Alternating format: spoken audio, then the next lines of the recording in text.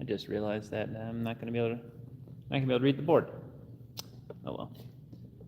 I'll just say it then. These concepts could be applied to general population as any human being. I kind of more so got these from athletics and training for such. So my background would be playing football in college, and then I did weightlifting and then powerlifting, and then took a break for about a decade, and now I do Highland Games. Been doing it for about the last year. So I'm going to talk about first exercise selection. Kind of just gone with a main lift for the day, or multiple main lifts. Where you're putting most of your energy would be a squat, kind of hinging motion and a pressing motion. So could be a goblet squat, holding a weight out in front. It could be RDL or trap bar deadlift, regular deadlift. I tend to not program in a lot of deadlifts out of the straight bar for athletes, and then pressing could be a vertical or a horizontal press, or push-ups with weight if the athlete's progressed, or just person. And then an accessory movement would be single leg exercise. Could be step up, could be lunge. There's lots of variations of lunging. You can do side, reverse. So, and then some kind of rowing, like a bent over row, pen lane row, seal row. There's tons of rowing, and then pulling vertically. So if you're pressing, do pulling. Generally speaking, kind of looking at football athletes, at least every single sport's different, but a lot of them bench a little bit too much, with shoulders rounded forward. So tend to do more reps total with the pulling. If someone does have slightly, internally rotated in the shoulder, and the scapula is kind of moved, protracted outward, versus like retracted, and some of them can't even hold their shoulder blade in this motion at all. They have like lack of movement. That's another thing. A lot of these exercises need to be done with like correct intent, like just doing a row. But if you're doing it like this, you're not really getting your actual retracting muscles and your lat working a lot. You're getting a lot of upper trap, bicep, brachioradialis, forearm muscles getting involved. So, like this motion is going to be what you want to counter the pressing motions like this. So just to make sure you cover your bases, do almost twice the volume I like to prescribe, especially if somebody already has the kind of overdevelopment of the chest. And then just humans in America tend to sit at a desk, they sit in a car, they sit down to watch TV, so they're sitting, they're hunched over.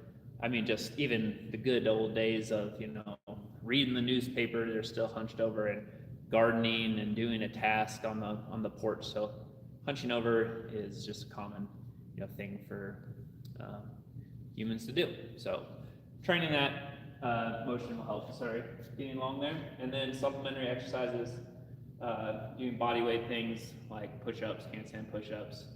You could do a lot of those lunging variations just with your own body weight.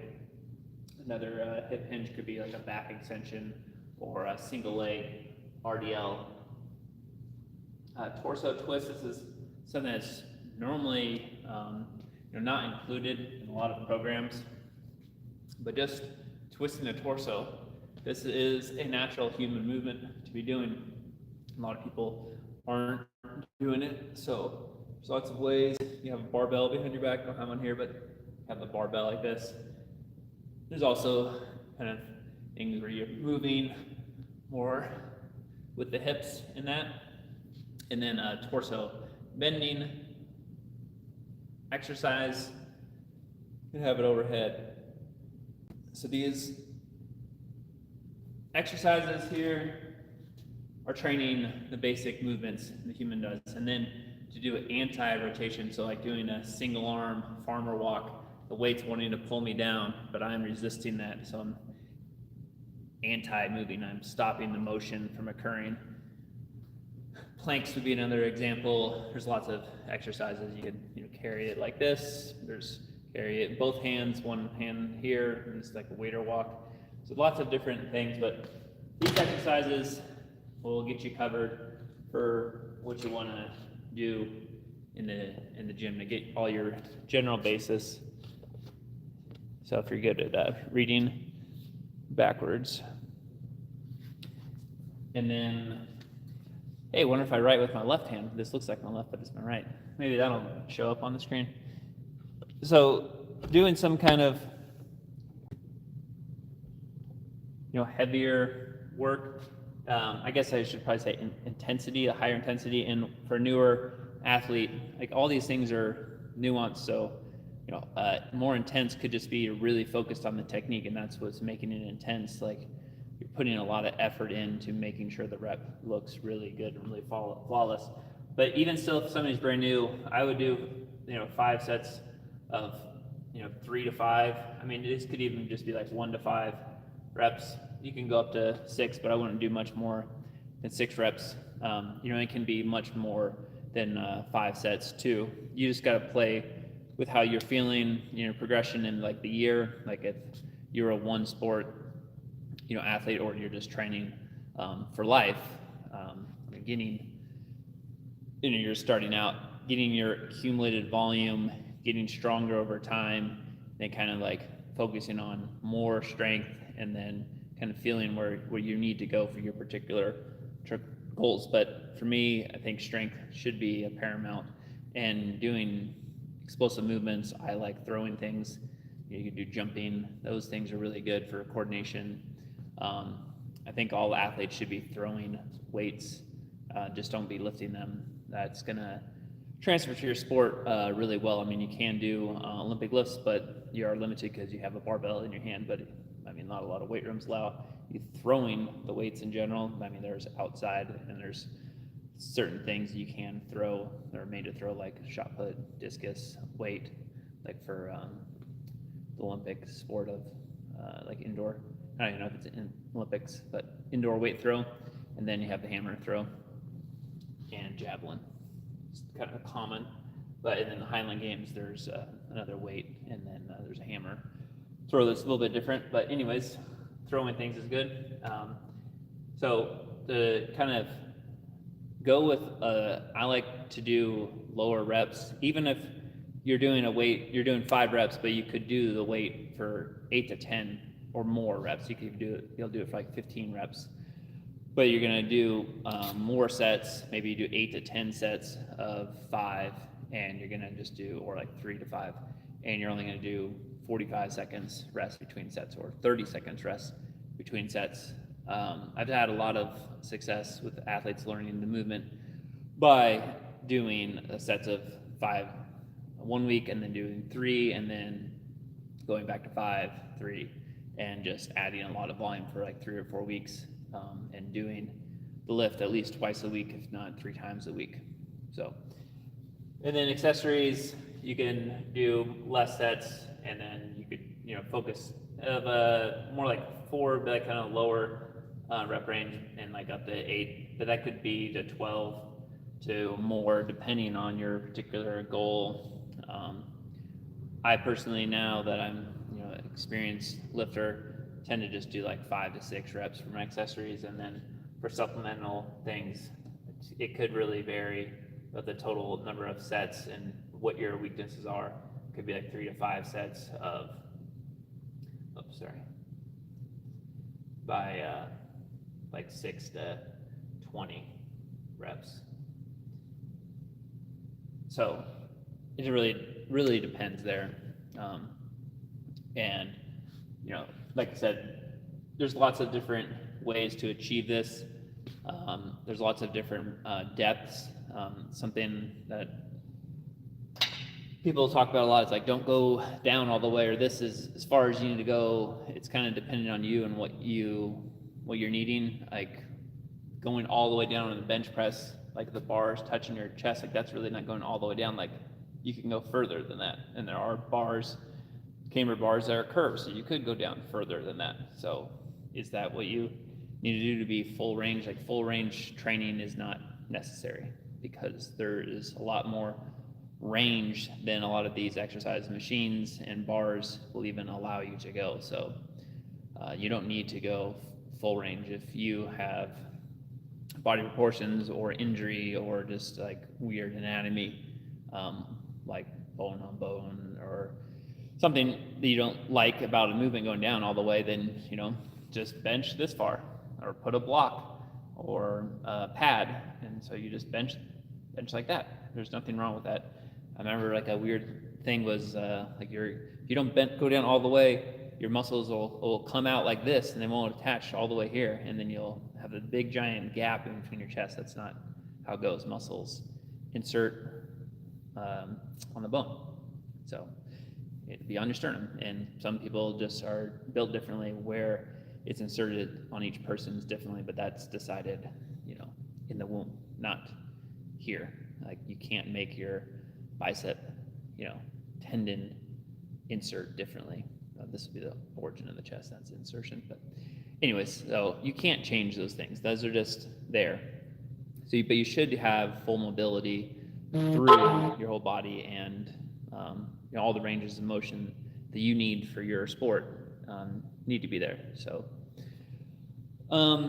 that's the exercise. Now let's talk about, I think one of the worst things possible is that athletes or just people in general, when they hear about training, it's bodybuilding. Oh, like a chest, tricep, back, shoulders, legs, bicep. Don't do that. That is not a good split. Either do a full body. You guys can't read this, but full body, unless you're really good. I guess you could read it. I'm not good enough to read it. Or do upper and lower, so split. And there can be some crossover between the two within that. And definitely don't just choose one body part for each day of the week. Like don't just train just chest and then just legs and then just arms. Don't do that. That is not the best way to train, as you need to also factor in your sport that you're involved in. So within this, generally when I would train, like a good way would be like an explosive day of your actual sport movement. So like if you're a sprinter, like Monday, Wednesday, Friday would be your sprints and jumps, and then the other days would be tempos, and then you could do so like your heavier lift could be on your explosive day, and then your tempo you do a lighter lift and you alternate for that. So that's kind of paramount is just switching that up. Like don't get into the bodybuilding trap. Like that's what's talked about a lot. Like and that's what the general population kind of thinks of, like how to train. It's been a while since I've been in the sport, so maybe it has changed a little bit with like CrossFit's becoming more popular, weightlifting's becoming more popular, and powerlifting. So, and just sport training was relatively, newer here anyways. So hopefully that's changed a bit, but getting that whole mindset like out, don't follow that type of program. Like you need to incorporate things that don't have anything to do with like the weight room per se into your training. So like you need to fit both of these things. You need to be fitting, either full body or upper body, lower body split into, like your Monday, Tuesday, Wednesday, Thursday, Friday, things for your sport. I mean, you don't have to do it every single day, but I mean, you could do it 6 days a week. You could do it 7 days. It depends. Another thing of like overtraining and just, like lifting the same body part or working out the same body part multiple days in a row is totally fine. Like we walk every single day. Everybody squats, not everybody, but people who are athletes, you're squatting every day. When you get up from the toilet, when you get up out of the chair, that is a squat. So like, it's more like, what can you handle? What do you need? Don't limit yourself thinking that you can't, can't do squats on Monday and sprint, and then the next on Tuesday you're doing some kind of single leg exercise, like and then Wednesday you're front squatting and doing jumps. So that's not you'll be fine. It depends on how many. So like if you only need to do one squat at 50% of your weight, you could train that every single day. You could do it 2 times a day. So that's totally fine. It's also looks at like what is the most optimal way of training, and that's like the nuance of it and selection. But I personally think that athletes should get to a point, at least some period of time in their career, and also depends on like their body anatomy. If squatting looks good for them, is squatting every day of the week for a period of time to get that motor pattern down will improve. And then there's a point where it stops, a point where you keep on squatting more, like this is your squat going up, this is your sport performance. There could be a point where your squat goes up and it goes down, your sport performance goes down, because you need to put so much energy into squatting to get it higher that your sport performance and practice suffered. So think about raising squat, and other things will improve upon that. There's other metrics to look at as well. So that's kind of the gist of like programming and exercise selection, just like the general things within like doing 5x5 for like your main exercise, or like a 5x3, or what kind of in that lower rep ranges, just progressively adding weight week to week, and then giving yourself a chance to be able to do that. So don't start off, like I said, with like a lot of weight. Start lighter. You could get really strong for a long time without ever struggling on the last rep. Especially if you're squatting like 3 times a week, like you could just continuously getting stronger and stronger. And there's a good point to not trying to get as strong as you possibly can, as quickly as you possibly can. 1, there's injury risk, and then 2, you might not have anywhere to go. You kind of max out. So like take the fruit that's on the ground, take the fruit that's just hanging, that's right now. Take that. Don't go climb up the ladder for the most hardest fruit on the flimsiest branch with your ladder possibly can get. Like don't chase those fruits. Start off with the easy fruits.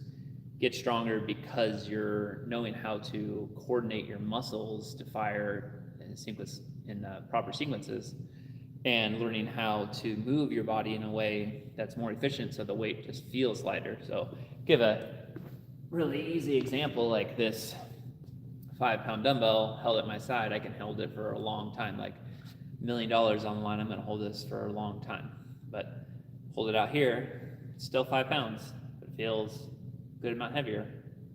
I hold it just right there. I mean, that's hours at most. If I won $1 million, I don't know if I can hold it for hours, maybe an hour. Like, is this going to be hard? Here, oh yeah, I can hold it for a day. So the weight didn't change. I didn't get any stronger, but it felt lighter because of the position that I was putting it in. So you can get more weight on the bar just because you become more efficient. You learn about your body, you learn about yourself in space, and that's going to translate to things that can allow you to lift more weight, and that will have a good positive outcome for you to put more weight into your system, so you know how to then transfer it on your sport. So it's also going to train tendons, strength. There's a concept that your body will shut itself down when a load is too large. So you need to train yourself so you can actually utilize the strength that you have inside of you. So the easy example to look at is like people can lift cars off of their children. They can normally never do that. There's an overriding capacity that gets sent out. So we can do that slowly though over time, as people do tear their hamstrings or shoulder muscles and biceps from trying to do these things because you're overriding it so much. So you do it slowly over time with progressively overloading the muscles. So then you can lift more weights, you can endure larger strains on yourself. So just generally though, I kind of got lost there. For your main exercise, just slowly over time, adding weight, and you can do that for a long time. Then you could take a rest if you feel like you need to. You could just be at the end of your sports season, that you take a rest, and then you kind of might take a little bit of hit on your strength numbers, and you kind of start back up with a little bit lighter weight, and then you're just progressing again. There's looking at imbalances, things that you see in your sport that or in your performance in your sport, you say, I need to get better at this or that. I mean, there could be an injury to your knee where now that leg is lagging, so you incorporate more single leg exercises where you're doing your right side first all the time to bring that up, and maybe you're just training legs more in general. So you gotta play with it over time, but these general exercises, I mean, I kind of went over quickly. There's lots of different possibilities. You don't need to do all the possibilities. This concept that you have to constantly change, you have to switch it up, is not necessary. You don't even need to be that strong in a lot of these things. You just need to be strong enough. So it's kind of up to you, your sport, what that strong enough looks like. But if you're in high school and if you could bench over your own body weight, if you can squat 1.5 to 2 times your body weight, you're probably going to be looking pretty good. Now, I think a caveat and a nuance to this, kind of goes against that, is there is a time element to high school sports to get college scholarship. Like college scholarship could be if you're there for 5 years with a red shirt and maybe even start your master's degree. I mean, if it's a good school, I don't know what the current cost is, but I mean, it's like probably $100,000, if not, $200,000 that you're saving by getting a full-ride scholarship. So, progressing a little bit faster, especially if people who, hit puberty later, like, for example, I was only 165 pounds at the end of my high school football in the fall. And then at the end of my senior year, though, I was 185 pounds. And then at the start of my freshman year, I was 200 pounds. If I could have been 200 pounds at the start of my senior year, though, I would have been a lot better. But that just wasn't how it went, because I didn't really have a good, I was obviously like a year later for my testosterone to kind of start really kicking in. So, there's things I could have done, like I could actually have probably gained a little bit of fat, ate more, trained a little bit less hours in the gym, and more focused on sport technique and explosiveness to carry that weight. And I mean, you're gonna gain weight by eating more calories, but it is a limit. Like, there's no way that I absorb all the calories I was eating, because I was tracking my calories, at least in college when I was 200 pounds. I was eating 6,000 plus calories every day. There's a period I was also was drinking a gallon of milk a day within those that was probably more like 8,000 calories. And I wasn't gaining any weight. Like, you can poop out calories. Like, it's an excessive thing. It's going far beyond what's the standard, but there is that time period. So looking at, initially getting the technique has to be the paramount thing. Like, you can't push these things before you can get the technique down, because you're gonna end up going backwards. And with all of this, there's a line to flirt with. So getting the technique dialed in, then you can, progress a little bit harder. The stimulus is normally good enough. Like, if you're training hard, you're in the gym, doing compound exercises like I talked about for over an hour, you're going to get the stimulus you need for your muscles to grow. Like, you don't need to go anything like super excessive. If you want to do some things like to, closer to like failure, doing your accessory and your supplemental things, and then maybe like a one set of your main lift would be a little bit closer to failure, but you still have like 1 or 2 reps in the tank. I mean, when you're a young athlete in high school, I mean, you've probably only been training possibly like 1 to 3 years, maybe like 5 years if you started in middle school. So you're not going to be able to like, finish your last bench press rep just nice and smooth. It's probably going to look like something, really wonky in the shoulders doing things, and you're no control of your shoulder blade, or like your squat, you might hip shoot back, you might even round your upper back, and that's just going to lead to injury. So have to focus on proper technique. That's the next thing I'll talk about within this, like, is the just like the basic fundamental blocks of movement through applying force to things. Like generally you have like an athletic stance, like most sports kind of look similar to that athletic stance, like volleyball, wrestling, football have a similar athletic stance, baseball. So to have the body rigid generally through the torso, having movement at the hip, the knee, the ankle, and the shoulder, that's where you're like extending here, not flexing and extending at the low back.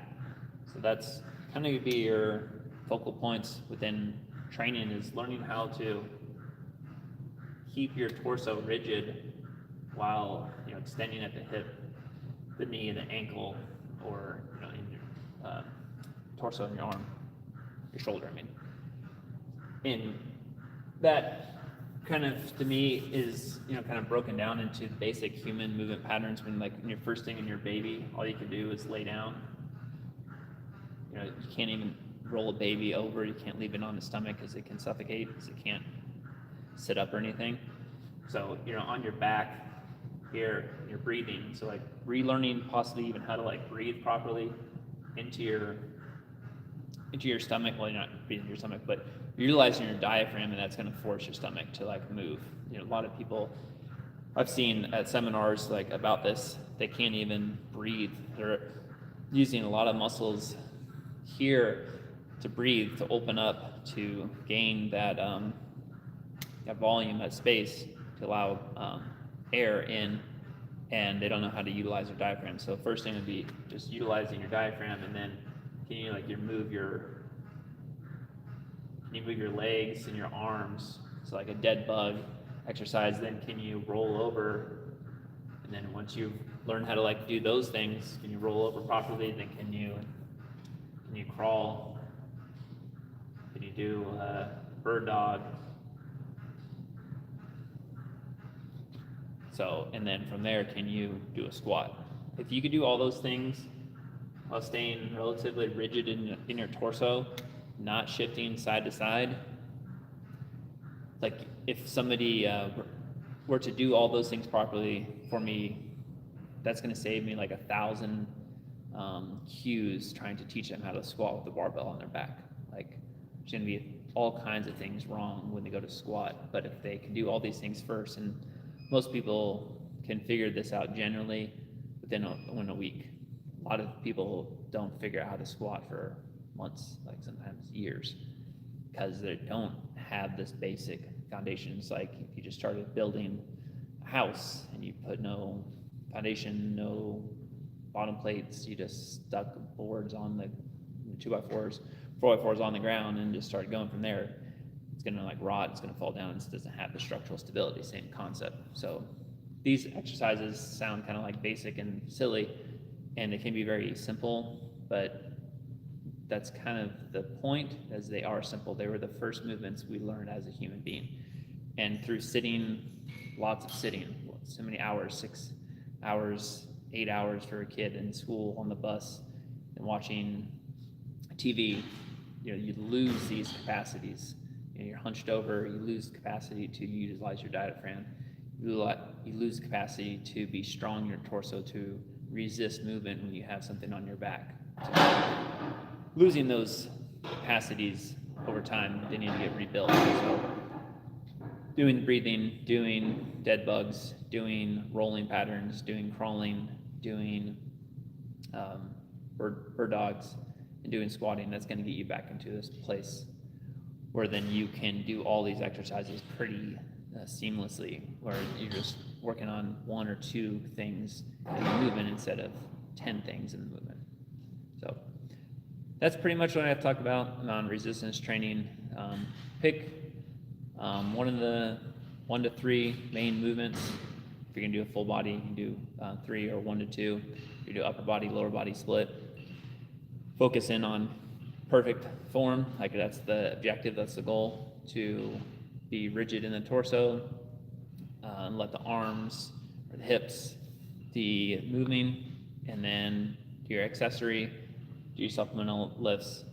Don't exhaust yourself though the whole year just lifting. Don't just focus on spending 2 or 3 hours just in the gym doing lifting. If you're gonna work out, train, for majority of the year, and then you have like just a one season sport, like for 3 months, spend a lot of that time in your sport technique, your practice of your sport, and then you're in the early, so postseason, rest, and then your early off season is going to be more in the weight room, and then you're transitioning to do more sport specific. You can't just do sport specific year round. That's going to lead to injury risk, and same thing, you can't just like max out all the time and lift super heavy, because that's going to lead to the injury risk. So you got to have a good balance there.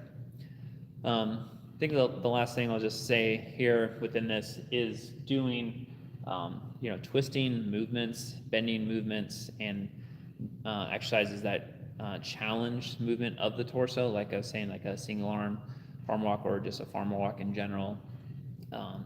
Even like squatting with a bar on the back, or a front squat, that's challenging. It's trying to like pull you forward like this, and you're resisting that movement. Those are really good things. And then throwing things, or it could even just be yourself, or you're having weight in your hand and you're jumping up, like that's a bit of a throwing weight with you, or doing shot put, medicine ball throws.